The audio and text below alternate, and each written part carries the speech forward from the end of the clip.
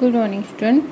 तो हमारा जो PYQ वाली सीरीज़ थी, इसके पहले वाले लेक्चर में आपको माइनिंग इंस्पेक्टर का जो क्वेश्चन पेपर था उसको हम लोगों ने बहुत डिटेल में डिस्कस किया था, है ना। और उसके बाद में ये हम एक दूसरा क्वेश्चन पेपर है स्टेट PCS का ही, जो MP सेट होता है, जो सेट का एग्जामिनेशन होता है आपका असिस्टेंट प्रोफेसर के लिए, तो ये उसका क्वेश्चन पेपर है, ठीक है। तो ये उसका सेकेंड पेपर है। First paper teaching aptitude math reasoning इसका होता है। अगर हम लोग के पास में टाइम रहा तो फर्स्ट पेपर भी जो होता है उसके बारे में भी प्रिपेयर कर लेंगे। उसका प्रिपेयर तब करेंगे जब कोई सा सेट एग्ज़ाम होगा जिसमें जियोलॉजी है। जैसे अभी छत्तीसगढ़ सेट है, छत्तीसगढ़ सेट में आई थिंक जियोलॉजी नहीं है सब्जेक्ट, ठीक है। तो उसका कोई फ़ायदा नहीं है उसके लिए अपन को प्रिपेयर करके। और जैसे अभी गुजरात सेट होता है या फिर बिहार वगैरह में इस तरह कोई सेट होता है जहाँ पे जियोलॉजी आपका है सब्जेक्ट, तो फिर प्रिपेयर करते हैं हम लोग उसके लिए, फर्स्ट पेपर के लिए भी। सो इस पेपर में हम लोग ये जो क्वेश्चन पेपर है MP सेट का उसको डिस्कस करते हैं, ठीक है। सो इसमें हम लोग क्या करेंगे, geophysics, seismology, gravity method, plate tectonic, geomagnetism, electrical method और कुछ न्यूमेरिकल जो आए हुए थे वो होंगे। और अगर आप सेट का प्रिपेयर कर रहे हैं तो आपका बांगर सर की जो बुक है उससे बिल्कुल नहीं होगा, ठीक है। तो अगर सेट का प्रिपेयर कर रहे हो तो अच्छी खासी स्टैंडर्ड बुक्स हैं जो आप CSIR नेट के लिए पढ़ रहे हो वो पढ़ना पड़ेगा। बस थोड़ा लेवल अलग है, कुछ क्वेश्चन आपको समझ भी नहीं आएंगे कहाँ से, वो क्वेश्चन अभी हम लोग डिस्कस करते हैं, ठीक है। सो चलो स्टार्ट करते हैं। और ये जो क्वेश्चन पेपर आता है सेट का, ये बाइलिंगुअल आता है, ठीक है। तो आपको ये देखना है कि आप जिसमें भी कंफर्टेबल हो, हिंदी या फिर इंग्लिश में, तो आप उस हिसाब से अपना सॉल्व कर सकते हो, ठीक है। अब जो अप्रॉक्सीमेट कंट्रीब्यूशन है global intraplate earthquake in global seismicity. So the approximate contribution of intraplate earthquake in global seismicity is, इंट्राप्लेट जो अर्थक्वेक होते हैं वो कितना होगा आपका ग्लोबल सीस्मिसिटी में, कितने % होता है? 1%। अब इंट्राप्लेट होता क्या है? जो मोस्ट अर्थक्वेक, इनके जो आंसर्स हैं वो हम जो फाइनल आंसर की है उसको स्टैंडर्ड मान के हम लोग सारे सॉल्व करें, ठीक है। क्योंकि PCS में अगर कोई भी जो MP का रूल बता रहे हैं कि अगर कोई MPPSC में क्वेश्चन पेपर में आया है उसको उन्होंने एक बार सही माना है और दोबारा में अगर गलत वो मान रहे हैं तो आप ऑब्जेक्शन उनको उनके क्वेश्चन पेपर के आंसर की दिखा करके ले सकते हो, ठीक है। तो जो MPPSC की फाइनल आंसर की थी उसके अकॉर्डिंग हम लोग आंसर देखेंगे, ठीक है। अब इससे हमारा कॉन्सेप्ट क्या आता है कि इंट्राप्लेट अर्थक्वेक होते क्या हैं, ठीक। सो अर्थक्वेक क्या होते हैं पहले तो ये बताइए। तो अर्थक्वेक होता है कोई भी सडन वाइब्रेशन अर्थ पे, कि अर्थ में क्या हो रहा है। वो इलास्टिक रिबॉन्ड थ्योरी आपने पढ़ी होगी, वो किस तरीके से वर्क करती है, वो सारी चीज़ें जो आप जनरल जियोलॉजी में अर्थक्वेक के बारे में पढ़ते हैं वो आपके माइंड में क्लिक होनी चाहिए। अब इंट्राप्लेट क्या होता है? So most of the earthquake कहाँ आते हैं? जो प्लेट बाउंड्रीज हैं, plate boundary. So most plate boundaries पे आते हैं, और जो प्लेट बाउंड्री पे उन्हें आते हैं उनको क्या बोलते हैं? इंटरप्लेट अर्थक्वेक। पर कुछ अर्थक्वेक क्या होते हैं जो इनसाइड टेक्टोनिक प्लेट्स आते हैं। सो इनसाइड द टेक्टोनिक प्लेट, तो जो ऐसे अर्थक्वेक हैं जो इनसाइड द टेक्टोनिक प्लेट आते हैं, जैसे कोयना अर्थक्वेक है, इंडिया में आया हुआ है। तो कोयना अर्थक्वेक किसका एग्जाम्पल है? इंट्राप्लेट का। तो जो टेक्टोनिक प्लेट्स के अंदर आ रहे हैं वो है इंट्राप्लेट अर्थक्वेक, इंटरप्लेट एंड इंट्राप्लेट। सो मोस्टली क्या होते हैं? मोस्टली इंटरप्लेट होते हैं, पर इंट्राप्लेट थोड़े रिलेटिवली रेयर हैं क्योंकि वो स्टेबल कॉन्टिनेंटल इंटीरियर्स में आते हैं जहाँ पर स्ट्रेस एक्यूमुलेट बहुत धीरे धीरे हो रहा होता है, ठीक है। तो उनका अप्रॉक्सीमेशन क्या है? 1% है। बाकी 99% जो आते हैं वो हमारे इंटरप्लेट अर्थक्वेक आते हैं, ठीक है। Using the global depth and heat flow model GDH1 estimate the approximate oceanic heat flow when the lithosphere age in 9 million years. Okay. सो अर्थ क्या करती है आपके? अर्थ कंटिन्यूसली जो हीट है उसकी वो लूज़ कर रही होती है अपने इंटीरियर से, और उसका ट्रांसफर कैसे हो रहा होता है? जो अर्थ की इंटरनल हीट है जो उसके कोर वगैरह पे है उसका ट्रांसफ़र हो रहा होता है आउटवर्ड, और जो ये एनर्जी आउटवर्ड फ्लो हो रही होती है उसको क्या बोलते हैं हम लोग? हीट फ्लो, हीट फ्लो, ठीक है। अब जो यंग ओशनिक क्रस्ट है नियर द मिड ओशियन एग्रेज वो बहुत हॉट होती है, और जैसे जैसे क्रस्ट ओल्ड होती जाती है तो उसका हीट फ्लो भी कम होते जाता है। ये पॉइंट क्लियर है। तो एज के अकॉर्डिंग हमारा हीट फ्लो क्या होगा, उसका एक फार्मूला होता है QT इक्वल टू 510/√T। तो इसमें हम जैसे ही टी की वैल्यू रखेंगे और टी यहाँ पर मिलियन ईयर में ही होगा, और हमारे क्वेश्चन में भी मिलियन ईयर में दिया हुआ है। सो 510/√9, √9 को जैसे ही आप ओपन करोगे सो 3 आएगा, 510/3 सो 117, सो 117 आ जाएगा आपका आंसर। ठीक है। तो इस तरीके से जो सेट का एग्ज़ाम है उस पर आपके न्यूमेरिकल पे आते हैं, जो डायरेक्ट फार्मूला बेस्ड न्यूमेरिकल होते हैं वही आते हैं। On the magnetic polarity time scale the epoch Matsuyama display. अब मैग्नेटिक रिवर्सल क्या होते हैं और ये किस लिए यूज होता है। सो जो अर्थ की मैग्नेटिक फील्ड है वो कई बार जियोलॉजिकल टाइम में रिवर्स करती रहती है। नॉर्मल पोलैरिटी का मतलब क्या होता है कि magnetic north lies near the geographic north. Normal का मतलब क्या होगा, नॉर्मल मैग्नेटिक पोलैरिटी ऐसा लिख देते हैं तो आपको याद रहेगा कि magnetic north lies near geographic north. ठीक है। और रिवर्स का क्या होता है कि मैग्नेटिक पोल्स बिकम अपोजिट, जो आपका जियोग्राफिकल नॉर्थ है। सो मात्सुयामा क्या करता है, मात्सुयामा रिवर्स मैग्नेटिक पोलैरिटी को शो करता है। अब इसके अलग अलग से टाइप है, कुछ आपके हैं जैसे ब्रुनहेस, मात्सुयामा, गिलबर्ट। तो आपका होमवर्क क्या है, आपको ये चारों ढूंढ के लिखने हैं कमेंट में, गिलबर्ट और ब्रुनहेस और मात्सुयामा और गॉस, इनमें से कौन सा मैग्नेटिक पोलर रिवर्सल है और कौन सा नॉर्मल मैग्नेटिक है, और ये भी लिखें करंट टाइम पे कौन सा चल रहा है अभी। ठीक है। सो ये हो गया। अब जो ये कॉन्सेप्ट है मैग्नेटिक रिवर्सल का, ये हमारे लिए इम्पोर्टेंट क्यों होता है, क्योंकि इसके थ्रू हम क्या कर सकते हैं, पेलियोमैग्नेटिज्म की स्टडी कर सकते हैं। यूज लिख देते हैं हम यहाँ पर, palaeomagnetism study and sea floor spreading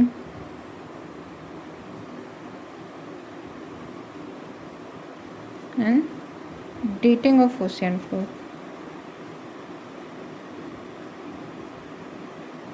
ठीक। सो ये होता है आपका मैग्नेटिक पोलैरिटी के यूज, ये भी आपको पूछ सकता है।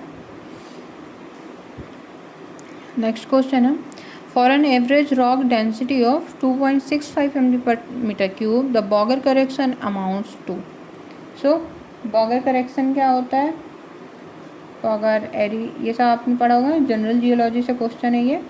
सो बॉगर करेक्शन क्या होता है, जो ग्रेविटेशनल अट्रैक्शन है रॉक स्लैब का between observation point and sea level, तो उसको रिमूव करना होता है हमें। So Bouguer correction removes the gravitational attraction of rock slab between observation points and sea level. और इसके लिए हमारा एक फार्मूला होता है ना। सो फार्मूले में हम जैसे ही रखेंगे del g be equal to, ये आपका फार्मूला होता है 0.04193 इंटू रो एच। रो इस पर कितना दिया हुआ है हमें, 2.65।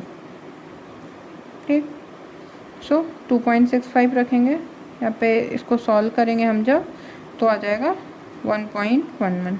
1.11 है नहीं, ये जी यू ग्रेविटी यूनिट है, सो 1.12 इसका करेक्ट आंसर हो जाएगा। ये यहाँ पे जो हाइट है ये पहले मिलीगैल में आ रहा है, तो मिलीगैल को जब हम एच इस पे मल्टीप्लाई कर देते हैं तो ग्रेविटी यूनिट में आ जाता है, और 1 मिलीगैल होता है equal to 0.10 gravity unit. Okay, I think इतना ही है ये, बट एक सेकंड क्लियर कर।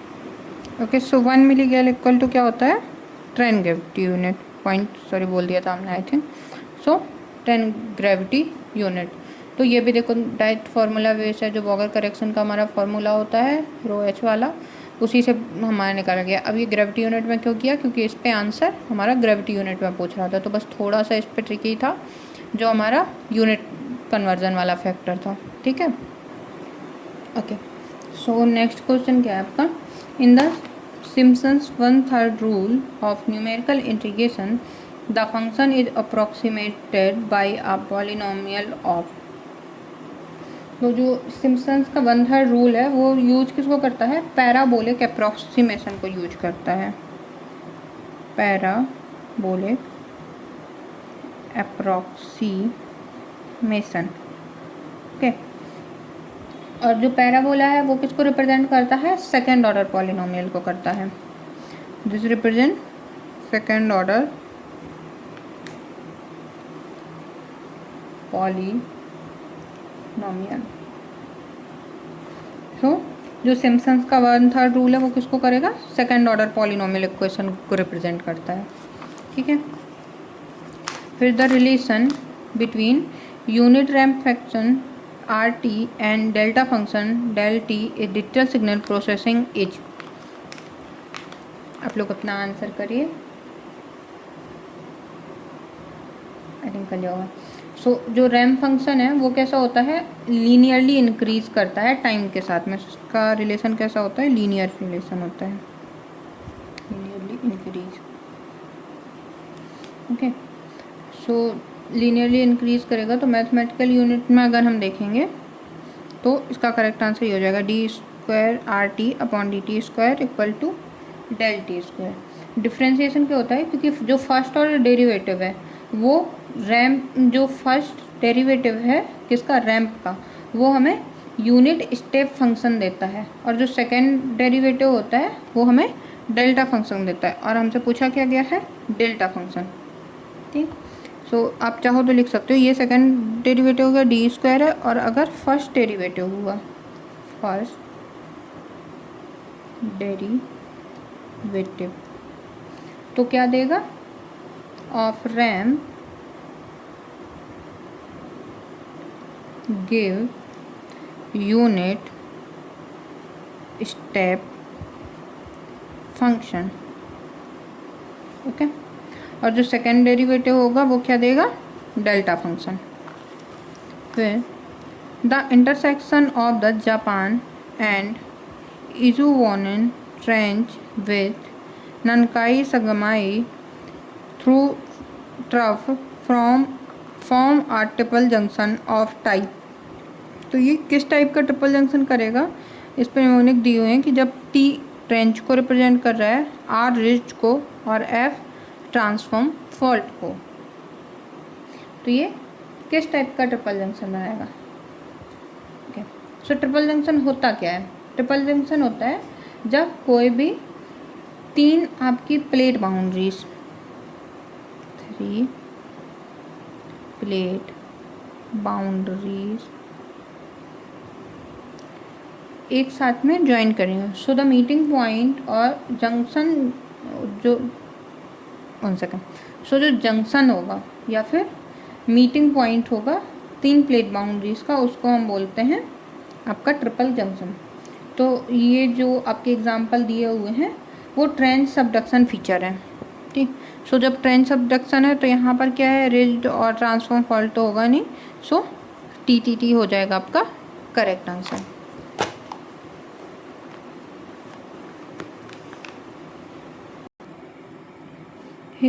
ये क्वेश्चन तो शायद आपसे बन भी जाएगा, बहुत सीधा सा है। So the isostatic gravity anomaly del G1 is related to Bouguer gravity anomaly del GB and the computed anomaly of the root zone del GRS।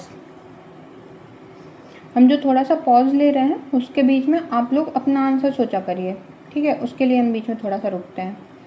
So isostasy का मतलब क्या होता है, आइसोस्टेसी जो ग्रेविटेशनल इक्विलिब्रियम है अर्थ क्रस्ट का उसको करता है।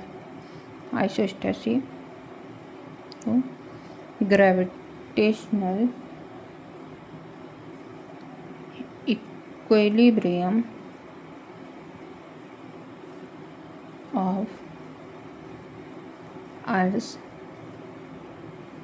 क्रस्ट। ओके, सो जो अपना आइसोस्टेसी का बेसिक फंडा है वो क्या है कि माउंटेन्स अपने डीप रूट्स रखते हैं, mountains low density crystal rocks होती हैं, और जो आपका प्लेट्यू एरिया है उस पर डेंसिटी हाई होती है। सो जो माउंटेन्स हैं उन पे रूट कैसी होगी, तो जो रूट है माउंटेन्स की वो भी डीप जा रही होंगी। माउंटेन्स की रूट कैसे होती है, deep density, deep and low density roots होती हैं। तो ये जो रूट है वो जो ग्रेविटी वैल्यू है उस किसी भी लोकेशन पे उस ग्रेविटी वैल्यू को भी अफेक्ट करेंगी। तो स्टैंडर्ड रिलेशन क्या होता है आइसोस्टेसी में, ΔG1 equal to ΔGB minus ΔGR। ठीक,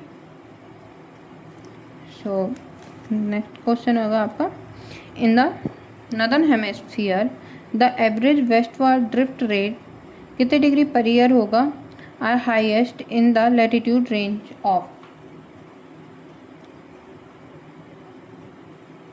सो वेस्टवर्ड ड्रिफ्ट क्या होता है, slow westward movement of geomagnetic field feature, slow westward movement of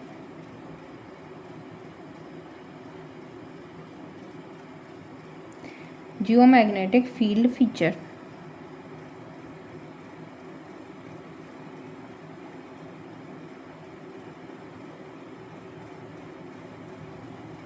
okay, तो ये कितना होगा आपका 60 to 70 डिग्री, और ये एसोसिएट किसके साथ करता है, जो आउटर कोर का कन्वेक्शन है और जियोडायनेमो प्रोसेस है। सो उनकी वजह से ये हमारा डिफ्लेक्ट करता है। मैक्सिमम किस रेंज पे होता है, 60 डिग्री टू 70 डिग्री। ये आपका गलत मार्क हो रखा है। ओके, नेक्स्ट क्वेश्चन है, as per the torque analysis of 12 major lithospheric plates and amount of slab pull driving the plate motion is maximum for the plate. तो किस प्लेट के लिए आपका मोशन सबसे मैक्सिमम होता है, 12 आपकी ये जो प्लेट है, एंड उस पर माइनर प्लेट्स कितनी देखी थी आपने, याद करिए। सो इसका आंसर पहले लीजिए, हो गया होगा आई थिंक। सो जो स्लैब पुल है वो किसके क्यों क्या करता है, वो क्या करता है जब आपकी डेंस ओशनिक लिथोस्फीयर सिंक करती है मेंटल में एंड सबडक्शन जोन। तो कहाँ पे स्लैब पुल अकर करता है, अकर्स एट, या फिर अकर्स व्हेन, लिखिए एट नहीं, अकर्स व्हेन ओशियनिक लिथोस्फीयर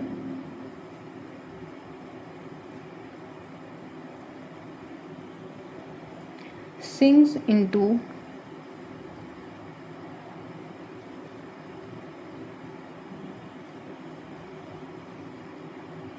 किस पे सिंक करती हैं, जो ओशियनिक लिथोस्फीयर होती है मेंटल, कहाँ पर, eight subduction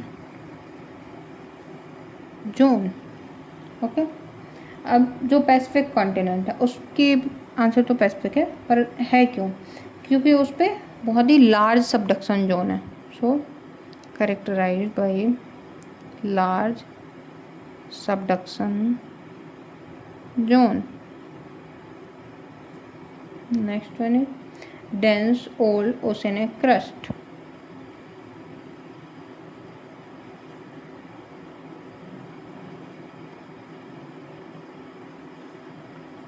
and existing ring of fire।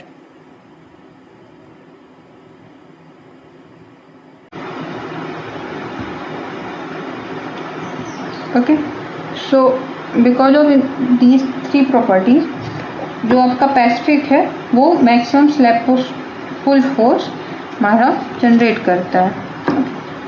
Next question आपका, which of the following triple junction is always unstable. तो कौन सा ट्रिपल जंक्शन आपका हमेशा अनस्टेबल रहेगा। अब ट्रिपल जंक्शन क्या था, देखा ये 3 जो बाउंड्री है वो। अब ट्रिपल जंक्शन की स्टेबिलिटी डिपेंड किस पे करती है, रिलेटिव प्लेट मोशन पर, सेकेंड बाउंड्री ज्योमेट्री,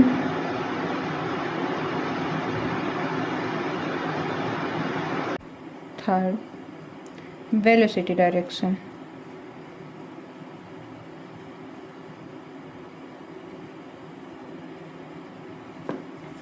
एक आपका ट्रिपल जंक्शन से ये वाला भी क्वेश्चन था, और देखो एक ये भी ट्रिपल जंक्शन से आपका क्वेश्चन है। अब ये देखो जो एफ है, इसमें subject transform fault, transform fault, transform fault है। अब फॉल्ट क्या करता है, स्टेबिलिटी को हमेशा ख़त्म करता है, हमेशा उस पर मूवमेंट होता रहेगा। जब फॉल्ट है तो वेलोसिटी घटती बढ़ती रहेगी, वहाँ पर मूवमेंट की पर मूवमेंट होता रहेगा। ठीक,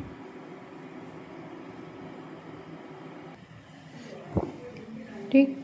तो जब फॉल्ट है तो फॉल्ट की वजह से क्या होगा, वहाँ पर स्टेबिलिटी नहीं होगी, और जब स्टेबिलिटी नहीं होगी तो इसने क्या पूछा है, always unstable. So F always unstable.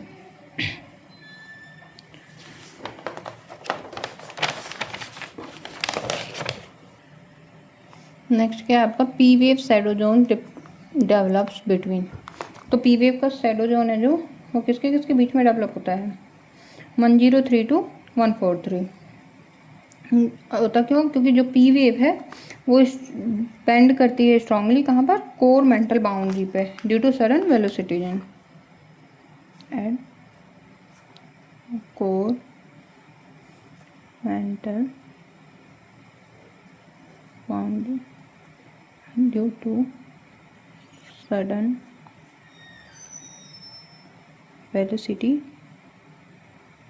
change. Okay. Next, the value of gravitational acceleration at equator is about. So g की वैल्यू कितनी होती है इक्वेटर पर, तो 9.75 to 9.78। अब अर्थ की जो ग्रेविटी है वो मिनिमम कहाँ पर होती है, इक्वेटर पर ही। क्यों होती है कि earth rotation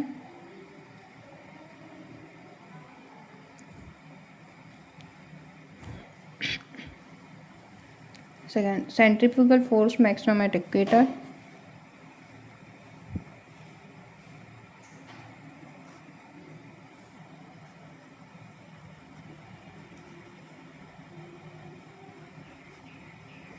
and third, earth क्या है, पोल्स पर फ्लैट है। So flat earth is flattened at pole.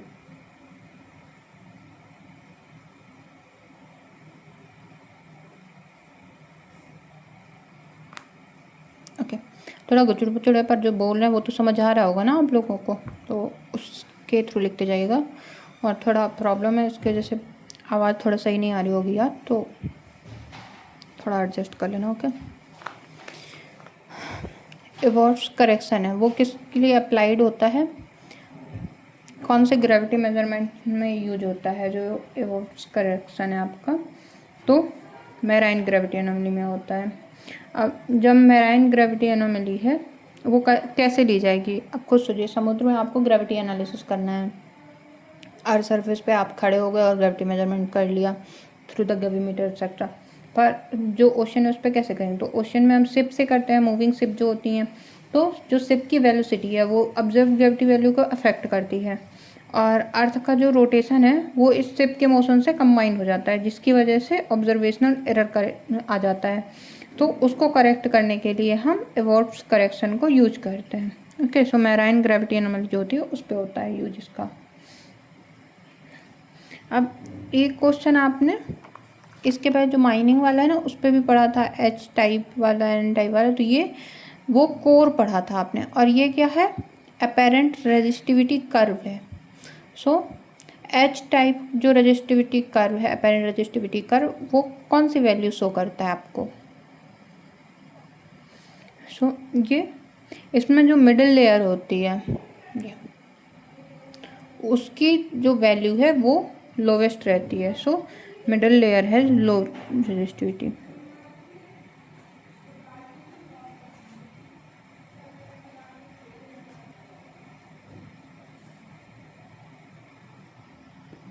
So pattern क्या होता है, हाई लो हाई, रो 1 रो 2 रो 3। ओके, ये निकलता का जैसे पे ड्राई सैंड हो गया, क्ले लेयर हो गया, बेसमेंट रॉक हो गया, तो वहाँ पर आता है आपका ये। नेक्स्ट है what is the frequency range used in very low frequency survey? So होती है 15 to 25 hertz. Very low frequency survey क्या होता है? ये इलेक्ट्रोमैग्नेटिक एक्सप्लोरेशन मेथड है, इलेक्ट्रोमैग्नेटिक एक्सप्लोरेशन मेथड है। ओके, और ये इसका एप्लीकेशन किस में होता है? Ground water exploration,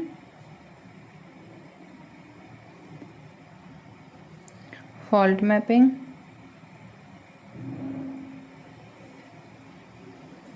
and third mineral exploration.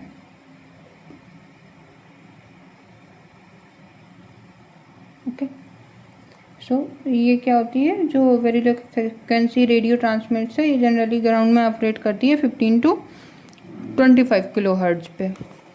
Okay, next question आपको पढ़ेंगे।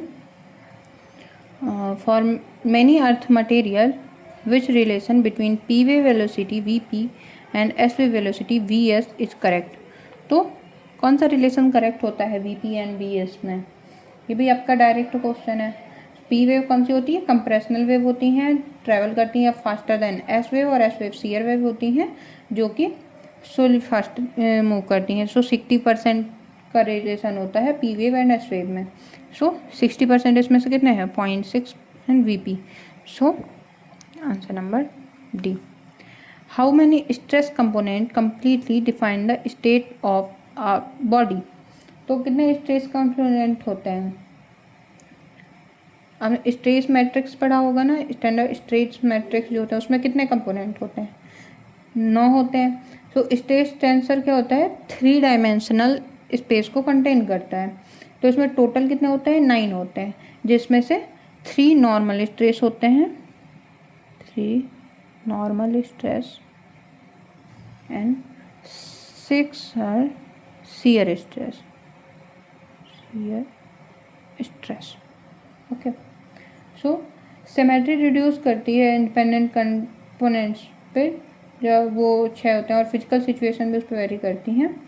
पर जो हम मतलब अगर उसने पूछ रहा है आपको कि शियर कंपोनेंट कितने हैं, या फिर अगर वो पूछा है नॉर्मल स्ट्रेस कंपोनेंट कितने हैं, तो वो आपका वेरी करेगा 3 and 6। पर अगर उसने पूछा है टोटल, सो 3 and 6 मिक्स के मतलब 9 स्ट्रेस कंपोनेंट हैं आपके। Good. So the cell rich in organic matter show, cell अगर आपकी ऑर्गेनिक मैटर में रिच है तो वो किस टाइप की रेजिस्टिविटी को शो करता है? तो वो जो सेल है ऑर्गेनिक मैटर से रिच है तो वो स्लो रेजिस्टिविटी को शो करता है। अब सेल कॉमनली कंटेन क्या क्या करता है आपका, जिसकी वजह से ये शो कर रहा है? सो क्ले मिनरल्स को करेगा, और कंडक्टिव पोर वाटर भी इस पे रहता है।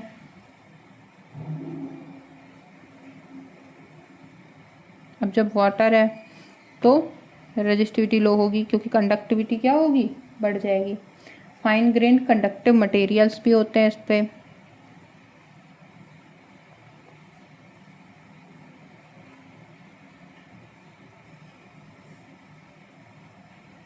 फाइन ग्रेन कंडक्टिव मटेरियल है। जब कंडक्टिव मटेरियल है तो रेजिस्टिविटी लो हो जाएगी, क्योंकि resistivity inversely proportional to 1 upon conductivity.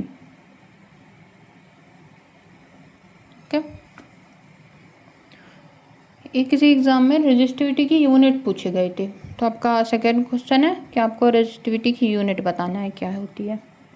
Which formation parameter is measured by self potential? तो एसपी लॉग से क्या देखते हैं? Normal radioactivity, hole diameter, spontaneous electrical currents और रेजिस्टेंस टू इलेक्ट्रिकल करंट क्या मेजर किया जाता है? सो एसपी मतलब क्या होता है? सेल्फ पोटेंशियल और spontaneous potential.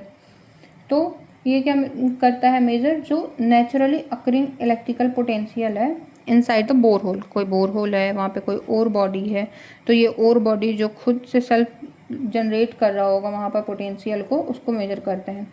So spontaneous current generate ही क्यों होती है? ड्यू टू सैलिनिटी डिफरेंस,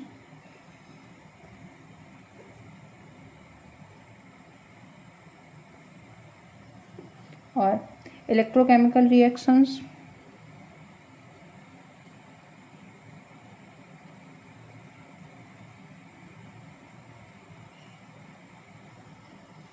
और मल्टीफिल्ट्रेट इंट्रैक्शन।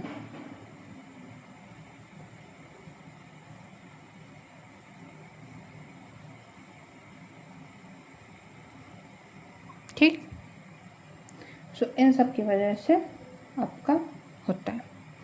तो ये हो गया हमारे यहाँ पे, ये वाला जो आपका था वो हो गया।